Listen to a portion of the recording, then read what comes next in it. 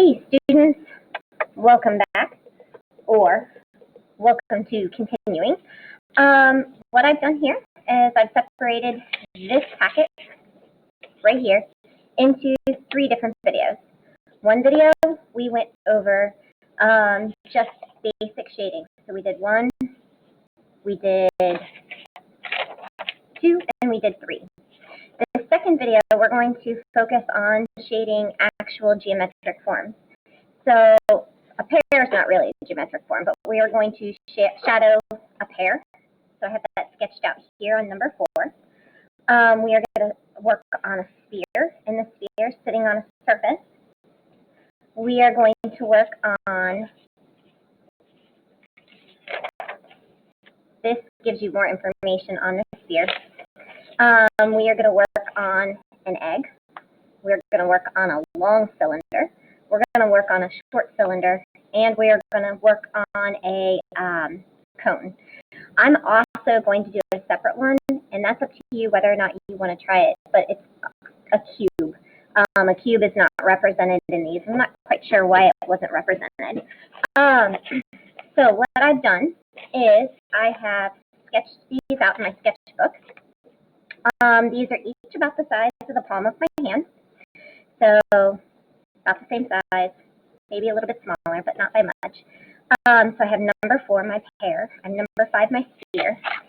I sketched out the shape of my egg, the shape of my long cylinder, my short cylinder, or my more proportionate based on width and length cylinder, and my cone. What else I've done is I've added a little bit of a light bulb or a sunshine on each side to indicate where my light source is going to come from. You have to kind of understand how light works in order to be able to use value effectively. And a lot of this is thinking about and focusing on a particular light source. If I were to show you this object right here, I have several light sources happening in my classroom.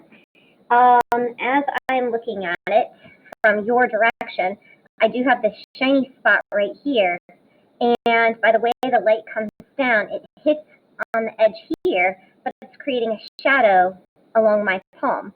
But the outside edge of my palm, where this is not creating a shadow, is light, to the point that I even have a little bit of a shiny spot here and a shiny spot here from the light. So it's just understanding how light hits a form, wraps around a form, or leaves shadows around the form. So let's go ahead and get started. My imaginary light source is coming from this direction, and actually my light source is kind of up here a little bit, but you can't see that. So what's going to happen is I envision this to be round down here, almost spherical down here, and this is almost spherical up here, and it's got this little bit of a tucked in waist that wraps around the whole form. So if you look at pears, that's a lot of what's happening, and they are in season right now. There's pears at Kroger, and they are delicious if you like pears. So as my light is hitting this, my area down here is going to be shadowed, and this is going to be shadowed a little bit along here.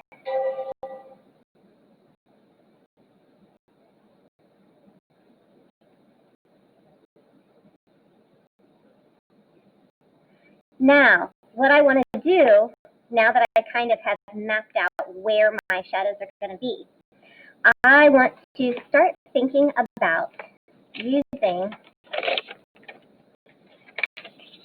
my gradation.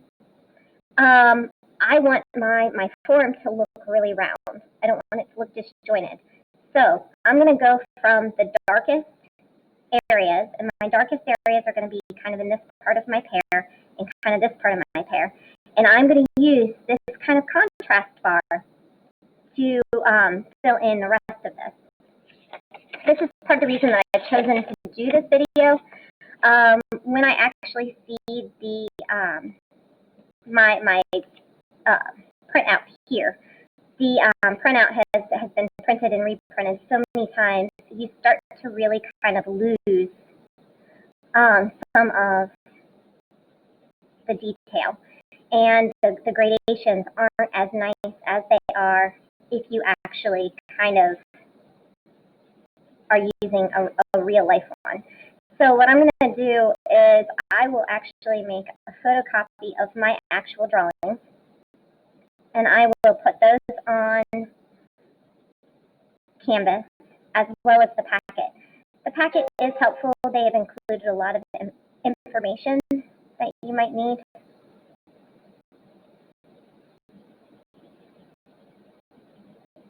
And so right now I'm using kind of this tonal bar where I'm just using hatches and cross hatches. And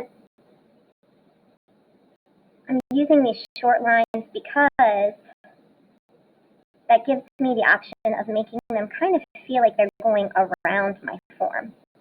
When I'm doing around, when I'm drawing around the form, I really want to use lines that kind of find that form. I have a number of kids that will go straight up and down, and they put the values correct, but the form still doesn't look round.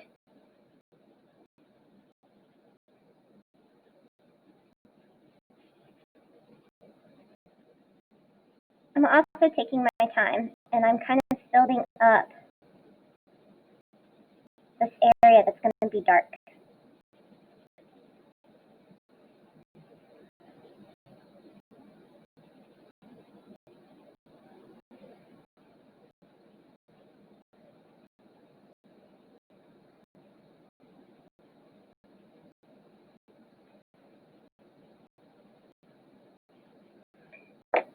Now that I have that kind of rolling here,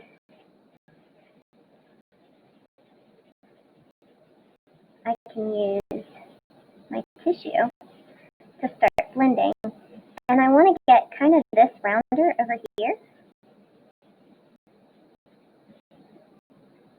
And so I'm pulling that right in. I want you to notice I'm totally using my regular number 2 pencil. Now my actual paper, I have something, I guess I have some sort of spot on here from something. I'm not sure what that is. So that dark spot is not really accurate with what I want to do. But it is what it is. Grease and oil will make your mediums do weird things, which if you could intentionally use them, could be an effective tool.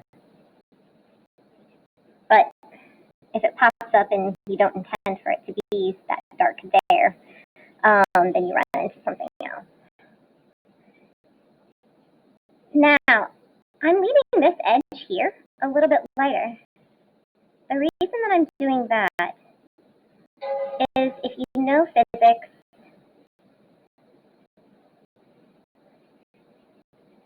what happens is that light's going to shine down on the surface that this pear is sitting on. And as that light shines down on this surface, there's a counter reflection in the bottom of it. So there's a reflection of that light. So if you guys have ever paid attention to the moon does not glow on its own. It's not lit up on its own. It's lit up because of the sunlight shining on it. I apologize. I have my phone.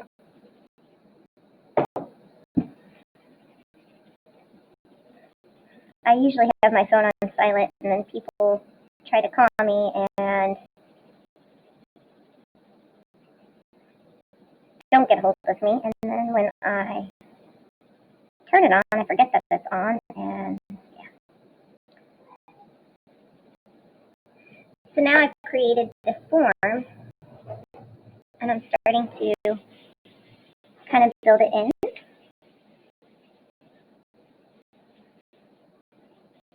And I'm going to go ahead and bring just some of this graphite over into the other side of my pear. And that's going to give me the option of being able to erase. And so I'm using my eraser to create the highlight. You get to the point that your eraser becomes as much of a drawing tool as the pencil itself. And also another trick important trick. When you have a line on your paper, so this line right here takes my very round pear and it flattens it out. So if I hide that line in its own background, so like if I start to color in a background back here,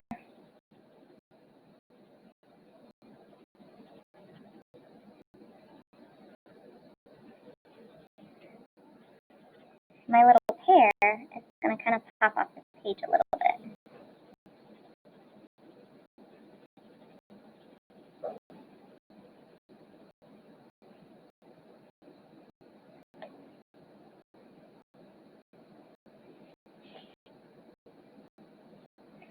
I drank a lot of coffee today, so my hand's shaking a little bit. But I'm not going to let that worry me. Maybe our little pear has, that's not part of your actual drawing, but, so this is probably a little bit of a,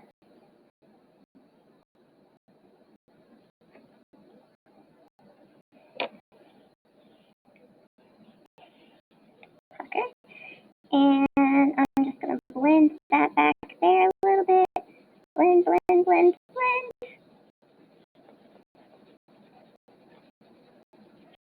And clearly I could actually bring this around and I can shade this side, but I want to move on to the next drawing.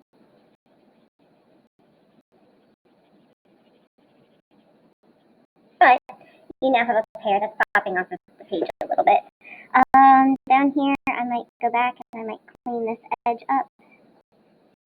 And you don't realize that it's dirty until you start to erase it and you're like, bam!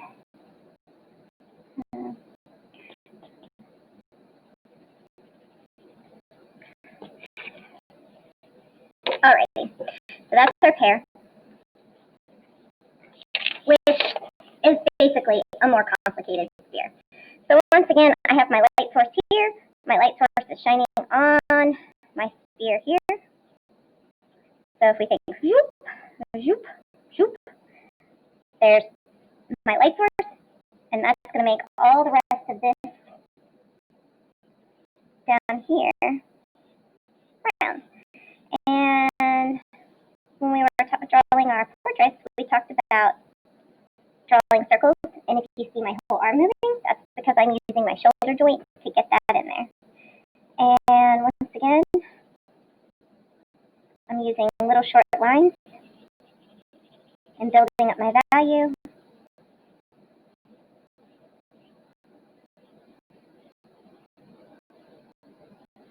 I have some, my sketchbook is pretty old here that I'm using, and at one point or another, the edges are kind of yellowed because I poured coffee. I accidentally dumped coffee on it.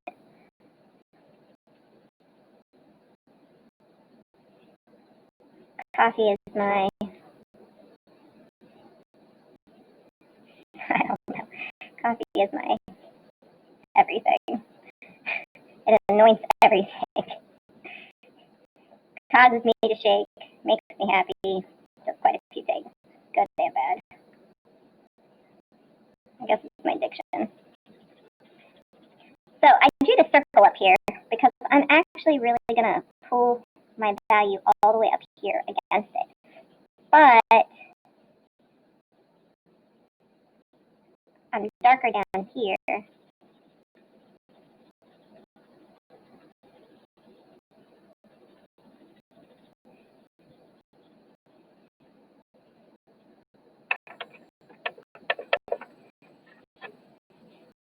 Darker down here. And then if I look at my sketch over here, my little picture, you see the table. And so the table helps kind of create this edge back here.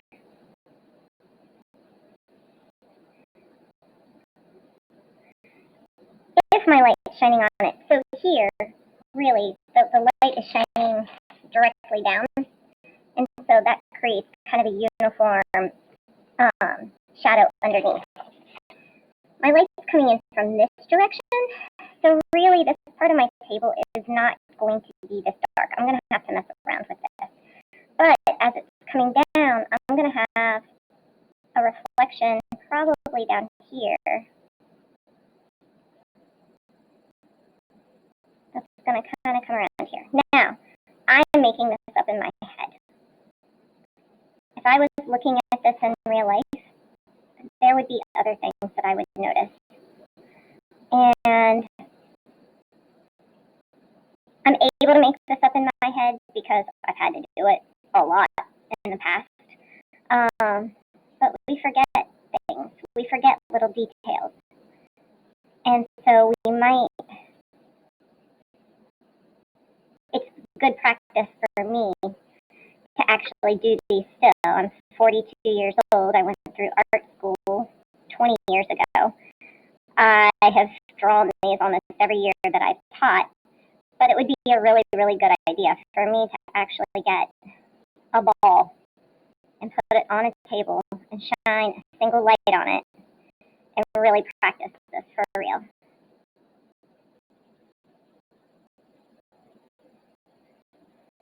Because it's like, you know, Michael Jordan, he's Michael Jordan, but I bet you he still practices, he still dribbles, he still shoots, he still plays the game. It's still part of his repertoire. And that's true with any artist. And I say artist, and I mean that pretty loose.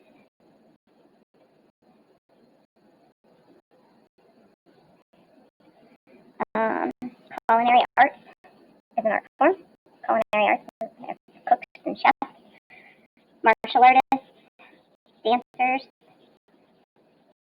painters, musicians. We all just continue to practice our craft. And we continue to work at getting better.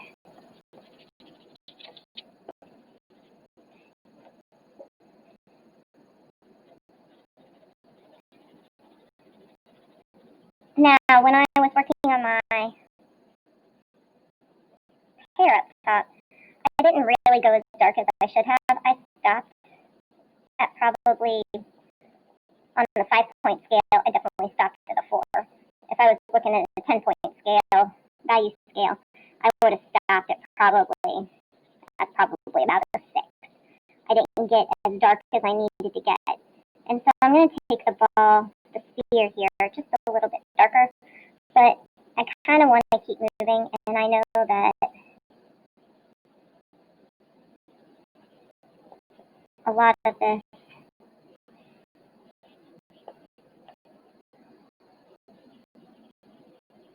is not going to be watched. Maybe it's not watched in its entirety. Hopefully, you actually have your sketchbook out and you're just working right along with me, and you just hear me mumbling in your background, and you're kind of like looking up occasionally. That's kind of my intention for these videos.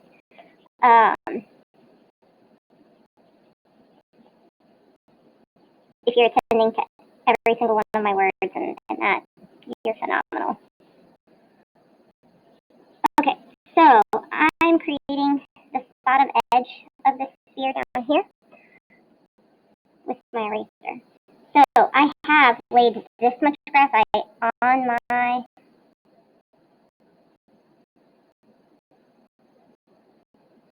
paper, only to be able to remove that. If you draw a hard, heavy line with graphite, it's hard to go back and remove it. But if you're using value and you're just kind of building it up, it's actually very easy to go back and remove it, especially if you're kind of building things up a little bit slower.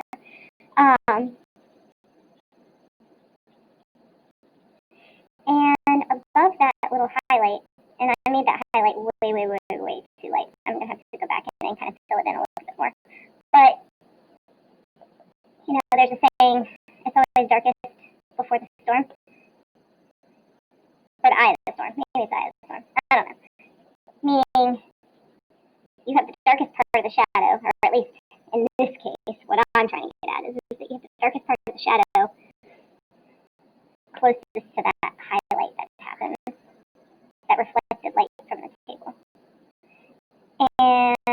truly the darkest part of the shadow under the sphere. That's going to be there too.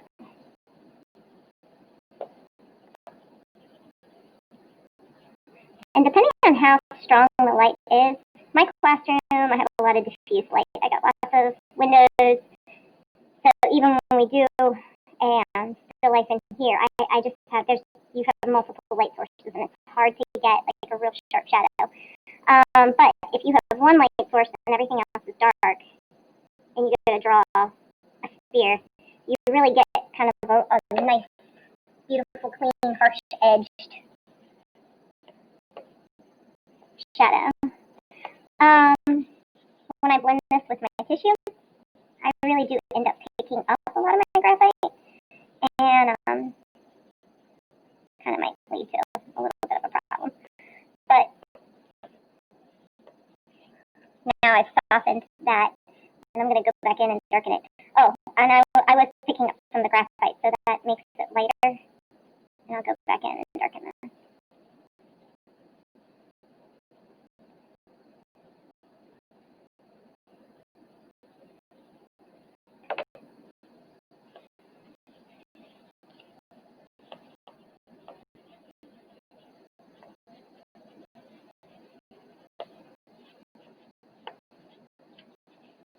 And up here, the sunlight's going to shine in, or my lamp light's going to shine in. And I'm going to go ahead and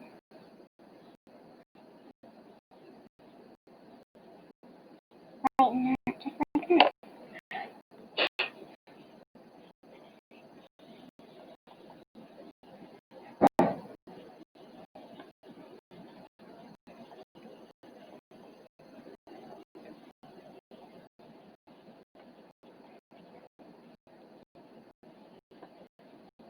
Now, it does get really, really, really, really fun. I think it gets really, really, really, really fun if you shadow in the background behind the sphere really dark.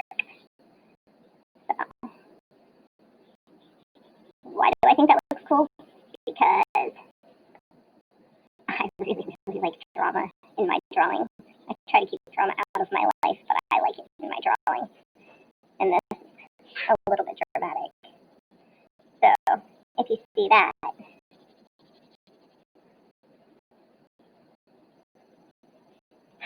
it's just something that looks fun.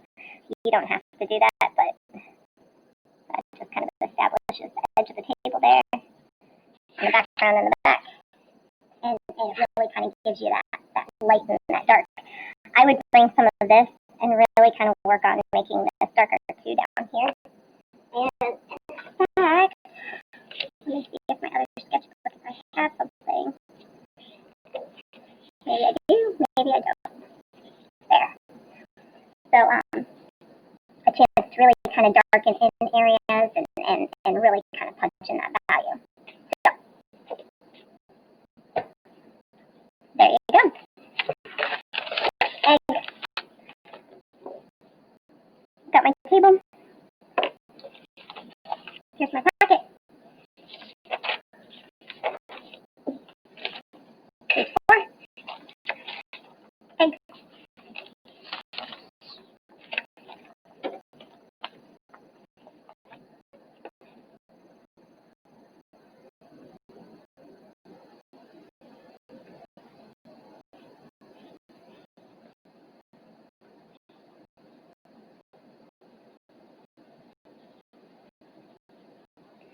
A lot of times in class, students who kind of struggle with this, I give them my sketchbook.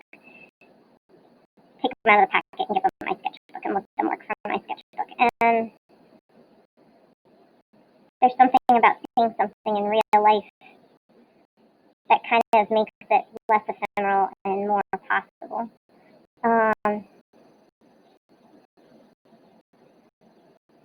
Which is why it's good to hear live music. It's good to go see art in real life, because you see things and respect things that you don't realize. There's just a different experience. And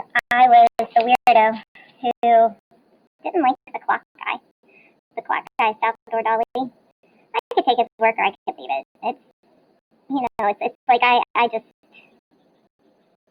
whatevered him in my brain. There are other surrealists that I like a whole lot better than him in terms of their imagery, and he just kind of was just like, yeah, whatever. But there is the melting clocks themselves, I think, are in Chicago, the Chicago Art Institute. And he's got an entire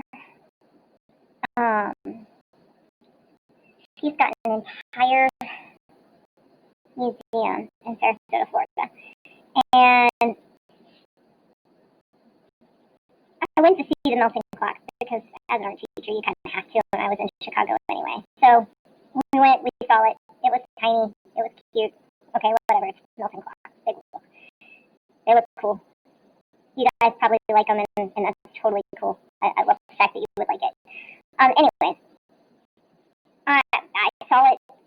The piece is actually maybe just a little bit bigger than that paper. It's a small piece. So, like, yeah, okay, whatever. And then we went to the Sarasota Museum, my mom and I did, and it was amazing. I'm embarrassed that I did not respect him for the artist that he was. I'm embarrassed that I wrote him off for as long as I did. And it took me seeing his work in real life to really, really respect the artistry that is. And the knowledge that, yeah, you have this very, very avant-garde, very, very different artist who, like I said, the imagery just really never did much for me. But in seeing it in real life, you realize he studied the Renaissance masters. He understood how Michelangelo and how Leonardo da Vinci painted. He was a Spanish artist who actually had access to being able to go into Italy and see the art. And he lives near the Prado, which is in Spain, which is one of the foremost art museums in the world. And even though his artwork is very, very, very modern, his style and his ability is that of the Renaissance masters. And just the respect that I gained for his work. And then also just there's things that you see in real life that you don't see in a book. And even though you're seeing the same image, there's just things you don't realize. And when you're looking at a painting that all you've ever seen is the reproduction that's this size right here, and you see it in real life and it is wall size, it's pretty amazing. George Washington crossing the Potomac is another one. It's like, yeah, okay, I've seen that in every history book on the face of the planet, but the real painting is in the National Gallery in Washington, D.C., and it's huge. It takes up an entire wall. George Washington is twice as big as I am on the front of that boat, and it is a stunning painting. And it's just one we just get used to seeing, and it's just like, okay, whatever. Alrighty, so I have a lot of similar value here. I'm not very pleased with that, but I come in here and I'm going to kind of blend this out a lot. Blend. We'll blend this out a lot down here. Blend.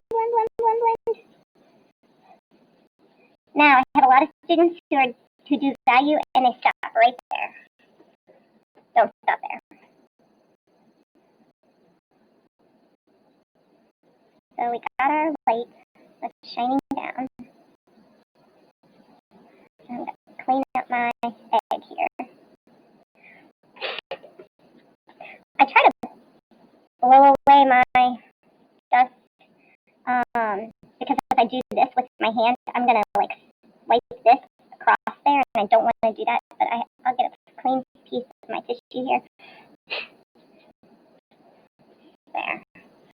And I have this jump between these two, like I have a ring here from my ring earlier, and then I have the blendy ring from my tissue. and I'm going to try to blend them. And so the darkest part of my egg is going to be down here, once again, right along that reflected shadow. Eggs are really fun to draw. They have this beautiful texture, and they are complicatedly easy.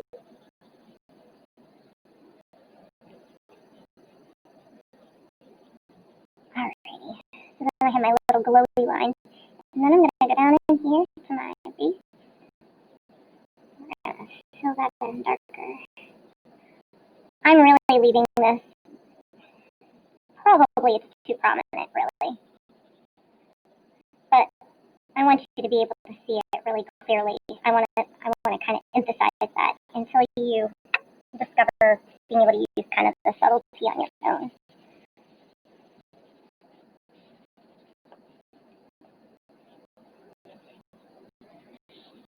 Learning how to kick in the dark, that's the first step to good value. And then learning subtlety is the second step to using good value. And so here's the back end of my egg. Back end. Actually, it's not the back end of my egg, it's really the wall behind the egg. Because once again, we just like that drama, because that drama is just fun. My table's doing something crazy and it's going up. I don't want my table to go up. And if you notice, I do move my sketchbook around so that I can better reach an area. When we draw portraits, I'll have you flipping your portraits upside down. Alright. So, there's an egg.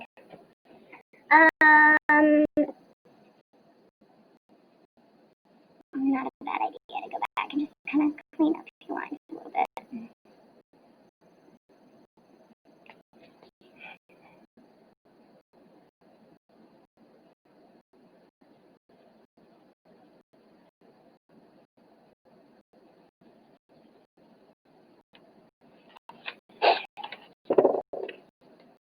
Okay. So, going down into cylinders, it's kind of fun to look at this and look at this and say, that's a shape. It looks like a shape. It is a line that encloses an area, period. No ifs, ands, or buts about it. This right here starts to look like a form. It starts to look like an object that I could pick up off of here, especially compared to this. So, things to think about. So, on my pipe here, there we go. I want to do lines this way, and it works with the biomechanics of my hand better to go at this angle.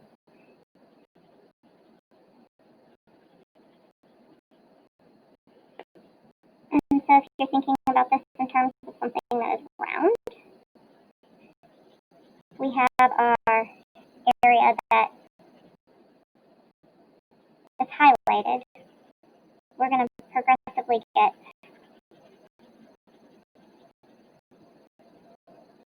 kind of our gradation between dark to light. Because this is farthest away from the light on the side, but this is closest to the light. These edges are going to be the farthest point we can see away from the light.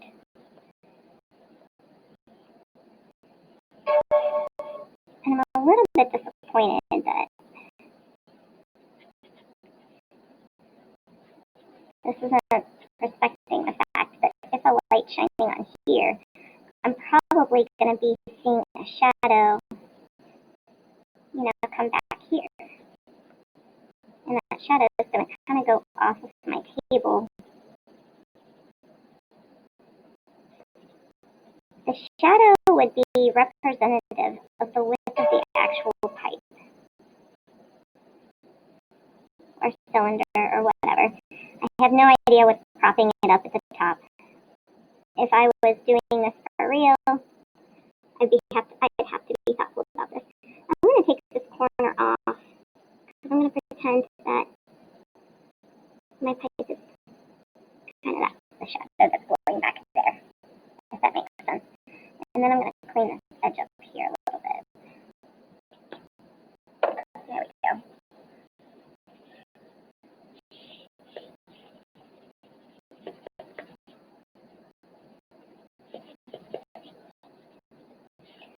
And if we have a steel pipe, steel itself is a dark gray.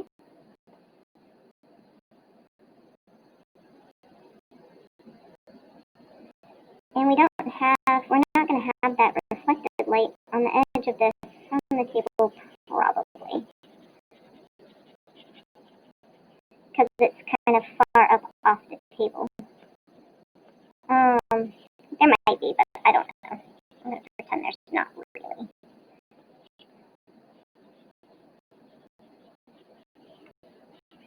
So we're going to make these edges really dark.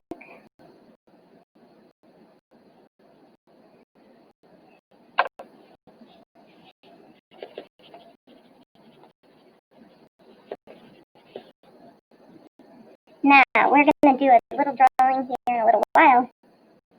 And it's a bird sitting on a tree branch. And they're trying to get you to think about the tree branch and the talons of the bird in this respect right here.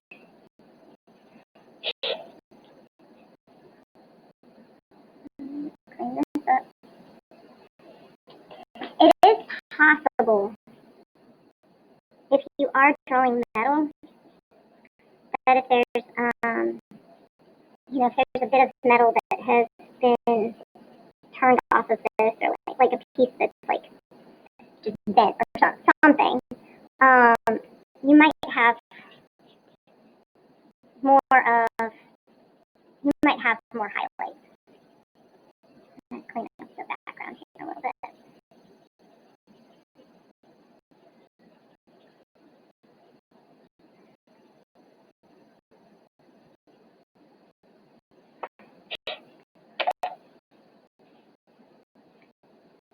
One of my projects when I was in college was they had a whole bunch of different forms like this that were all painted white, and they had them arranged on the table, and they turned off all lights in the room except for one spotlight, and you had to arrange yourself and draw, and at a different point paint those white objects on the white table, and it was crazy. I had a girl in the class who had on a red sweatshirt, and her red sweatshirt actually threw a red, like a pinkish glow on the objects that were near her.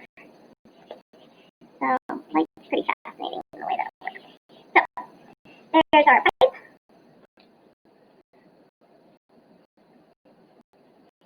And you can play around with it. Darken it, lighten it, mess around with it.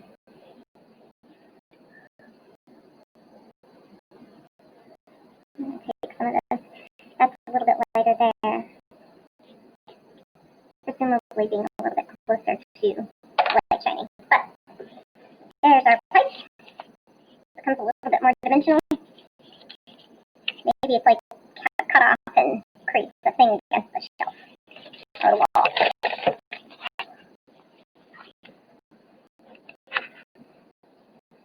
So here, we have the light coming in at the side of the cylinder here, which means the top of the cylinder, the light's not coming in this direction, it's coming in from this way.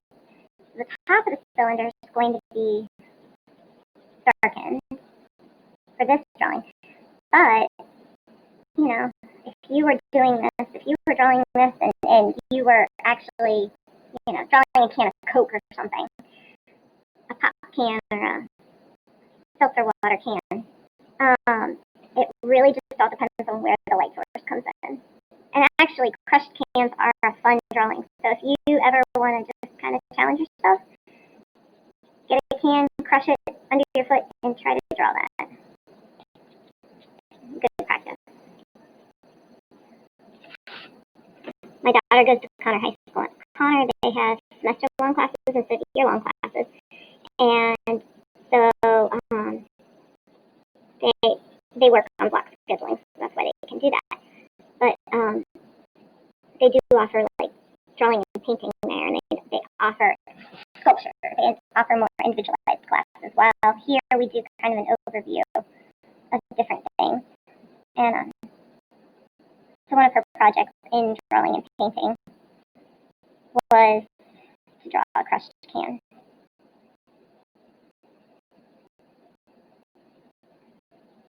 And for being a simple object, there's a lot of different cool subtleties, and then when you crush it, you just get all kinds of really cool stuff happening.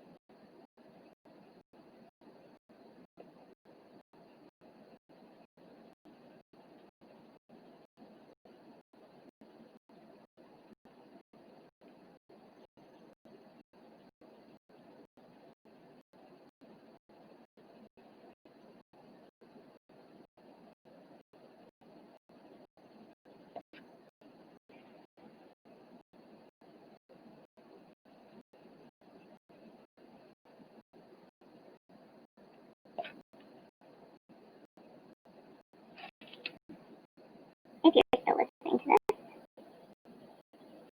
while you're drawing, these aren't fast, and kids that rush them and turn them in super fast and haven't actually put forth the effort, their final drawings reflect that they don't really understand the concept.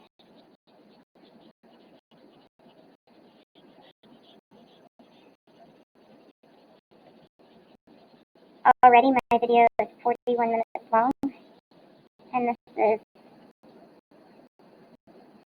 how far into it, you know.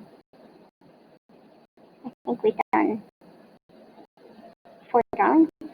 They're easily taking 10 minutes each. So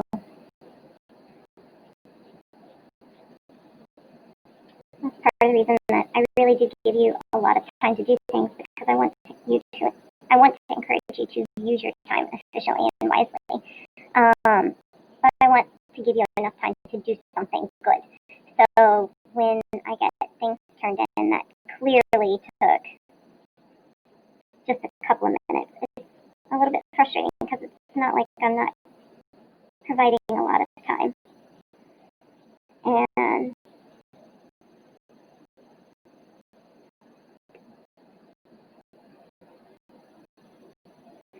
so I'm dragging my hand through this, and it's really kind of a problem starting to get this on here. And a way that I could avoid that is I could actually take a clean piece of paper, a clean tissue, and just set it down and allow my hand to rest on that. I probably wouldn't do a tissue. I'd probably use a clean piece of paper.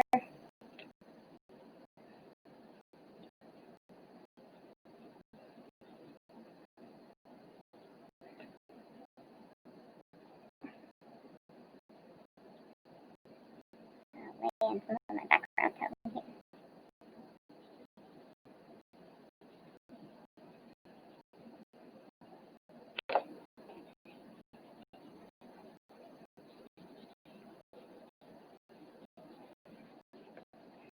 So this week you guys are going to be working on this, and you guys are going to be working on your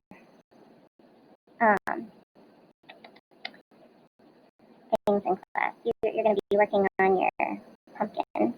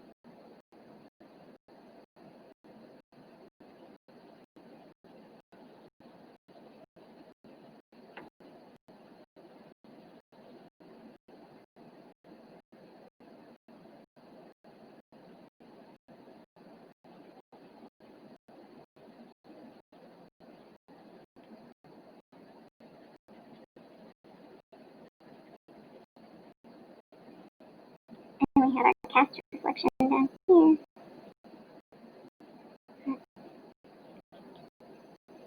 Reflected light.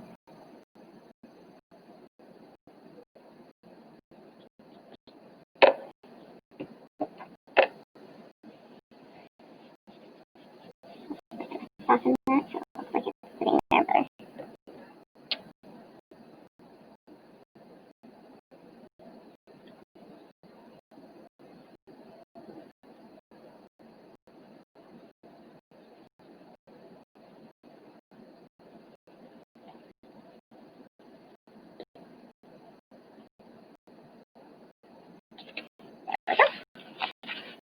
And so there's our prism and our cube, or not our cube, cylinder, and now this is going to be our cone. So we'll have our prism on here.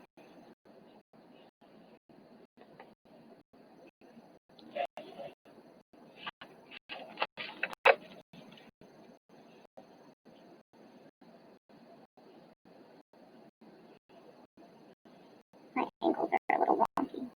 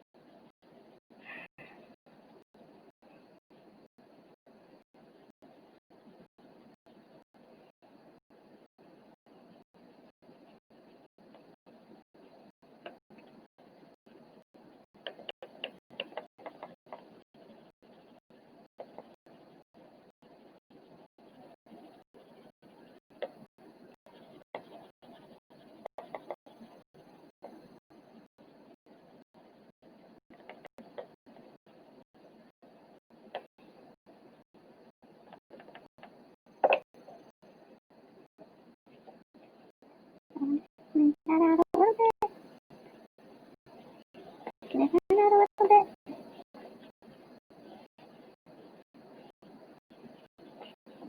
Now, left myself a hot mess. I'm going to take some of this graphite that I have over here. I'll lay in some background tone. Pick up some of you, pick up some of you.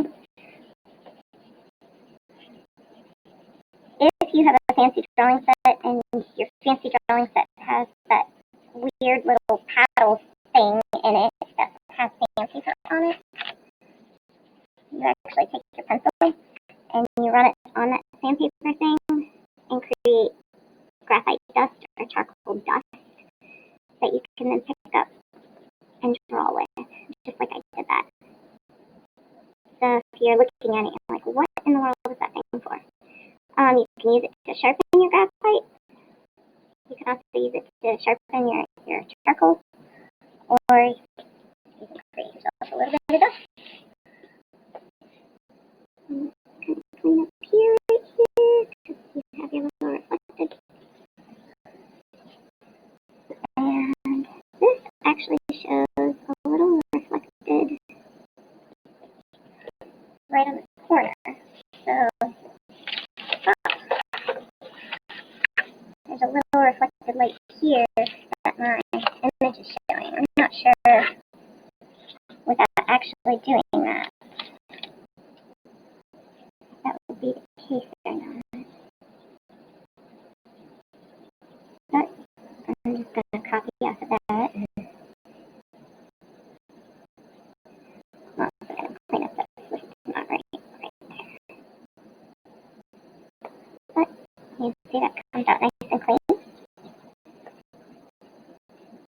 That's also the other trick with value. If you are really good at it, all those weird little smudgy fingerprints, they become part of your actual overall work.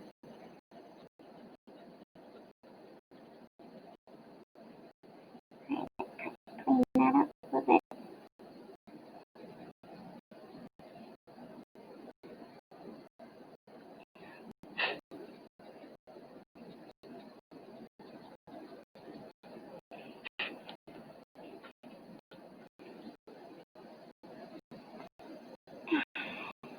So I have this fold right there in that paper from the, not fold, but it's like the coffee spillage warp in my paper. So I keep hitting it and it makes my line kind of bubble.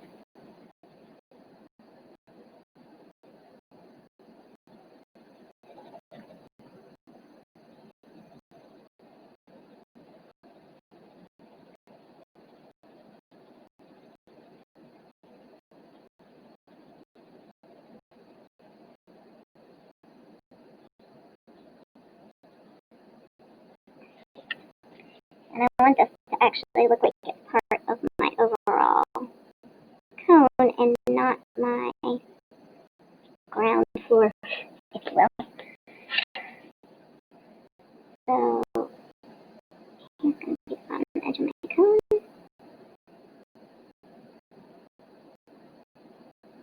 Go into that right there.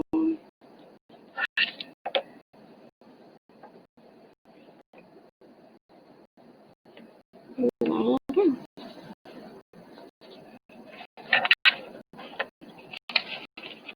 At one point, these drawings were this good, but like I said, just years of making copies has just really kind of altered the value that's shown.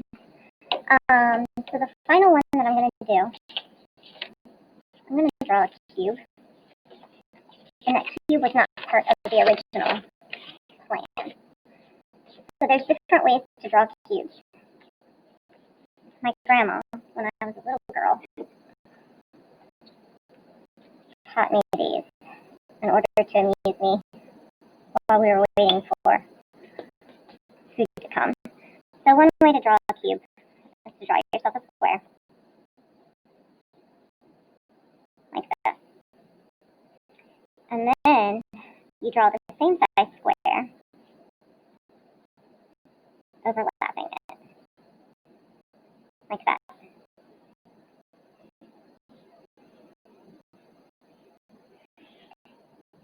After you have two squares that are overlapping, you connect the corners.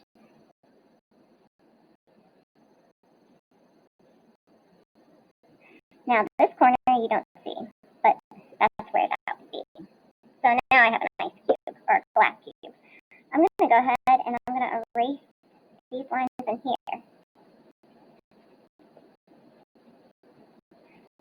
I show you this because I've had students who've come in and they don't know how to draw a cube. So this comes into play a little bit when we go to do perspective later on in year 2. So this line and this line parallel. So parallel, parallel, parallel, parallel, parallel, parallel, parallel, parallel, parallel. Another way to draw a cube is to draw it like you're looking from here.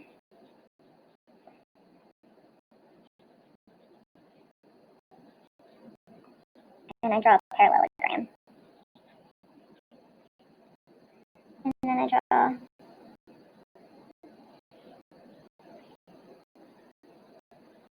a second parallelogram. And then, so I have this line, and this line. So the back of my square, or cube, are going to be parallel. And then this line, and this line are perpendicular. So if my light was shining here, and maybe it's shining up here, this space is going to be the darkest space because it's the farthest away from the light.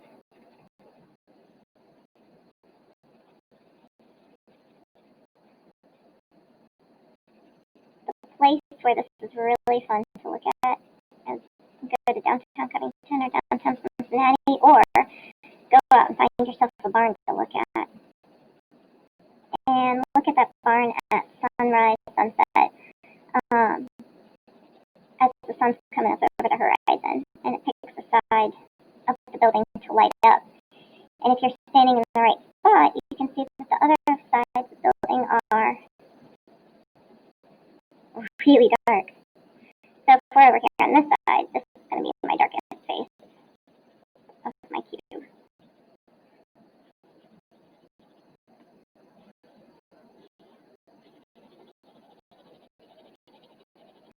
There's a quilt pattern that these shapes over and over again, and you use 3 colors of fabric. You use like maybe a dark red, a mid red, or a mid pink, and then a real light color, like a real light pink or maybe a white. And you put all the dark panels in the same direction, you put all the really light panels in the same direction, and you put all the middle colors in the same position. And you end up with just a really cool, it's almost like an optical illusion. It looks like a bunch of steps or something. A bunch of steps that can't go anywhere. So the top surface of this one is going to be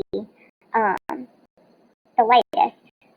So, in this case, I might just darken in the background here. And this face is a little bit lighter, and this face is a little bit darker. This one gets tricky because I got a little bit of light here, a little bit of light here. So we're dark up here in this corner, and then we use our gradation. We use our value scale to go from dark to light. Same thing here. We use our dark to light.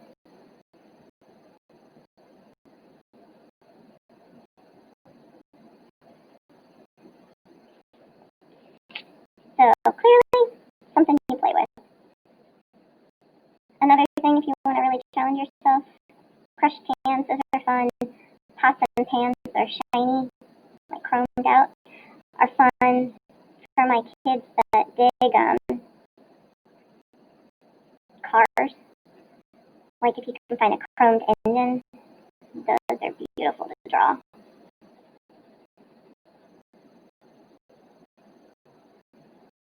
Farm machinery, that stuff is really, it sounds kind of crazy, but they become kind of these abstract works. And they're kind of just beautiful in their own right and just appreciating their own form.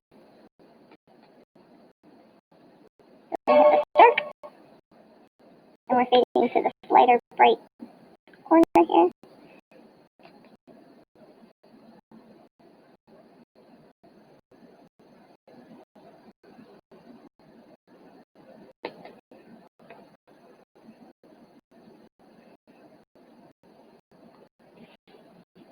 And then this, because we're facing away from that, that's where we're going to get nice and dark.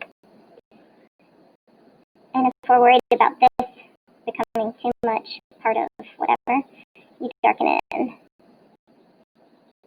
the background around it.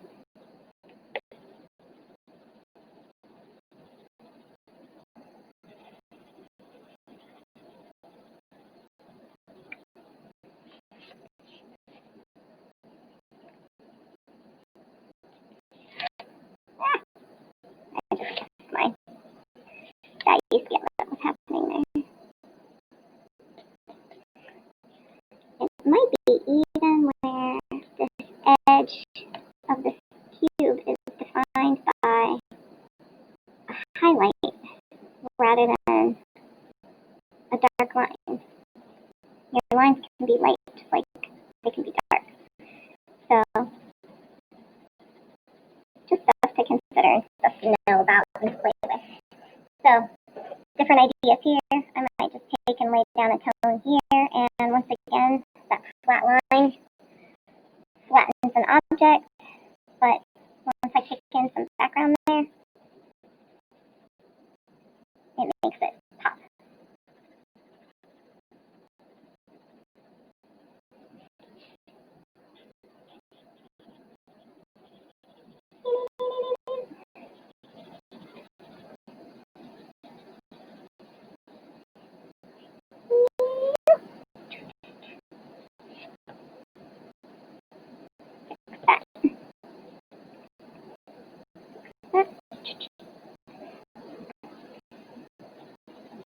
when I taught elementary school, sometimes we had to make noises to go with certain movements. And on my own, I probably make noises to go with certain movements because why not? Being normal is boring. Okay, my friends, this is the second part of your packet. The third part of your packet will be dealing